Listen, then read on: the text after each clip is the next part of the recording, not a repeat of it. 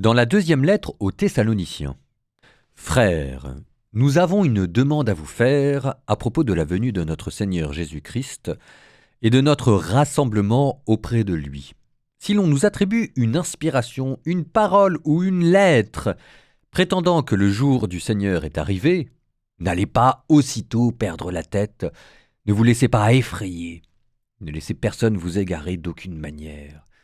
Dieu vous a appelé par notre proclamation de l'Évangile pour que vous entriez en possession de la gloire de notre Seigneur Jésus-Christ. Ainsi, frères, tenez bon et gardez ferme les traditions que nous vous avons enseignées, soit de vive loi, soit par lettres, que notre Seigneur Jésus-Christ lui-même est Dieu notre Père qui nous a aimés et nous a pour toujours donné réconfort et bonne espérance par sa grâce, réconforte vos cœurs et les affermisse en tout ce que vous pouvez faire et dire de bien.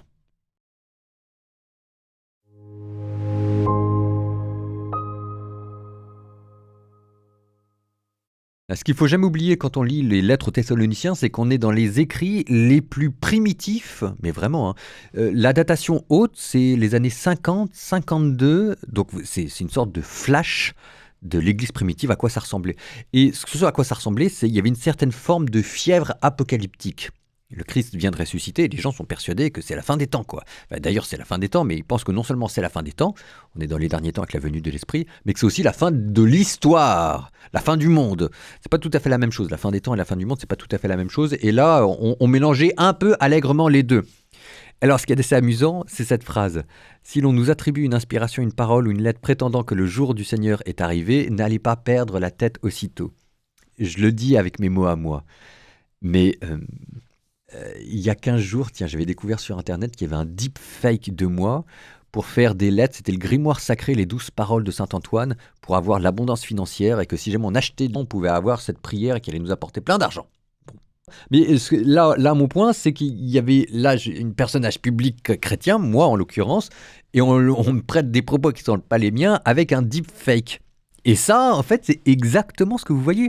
Si l'on nous attribue une inspiration ou une parole ou une lettre, donc c'est drôle de voir que les faux, les deepfakes, etc., on a peut-être des nouveaux moyens avec l'intelligence artificielle, mais manifestement, c'était présent dès le début des premiers chrétiens. Alors là, c'était pas pour le grimoire sacré et les 12 paroles de Saint-Antoine, mais là, c'était pour cette ambiance un peu complotiste, pour dire la date de la fin du monde. Et vous imaginez comment est-ce qu'à coup de deepfake, de fausses lettres qui circulent, de gens qui se réclament de Paul, le but de ces personnes-là, c'était de créer le buzz en semant la panique, en disant « Ah, le jour du Seigneur est arrivé ». Je trouve que ça fait un petit clin d'œil entre ce que nous vivons et ce que les premiers chrétiens vivent, en espérant que ce que les chrétiens vivaient, nous aussi nous le vivions, parce qu'il n'y avait pas que cette fièvre apocalyptique, il y avait aussi une certaine forme de fièvre et de ferveur dans la charité et l'annonce de l'Évangile. Essayons d'imiter cette deuxième chose sans imiter la première.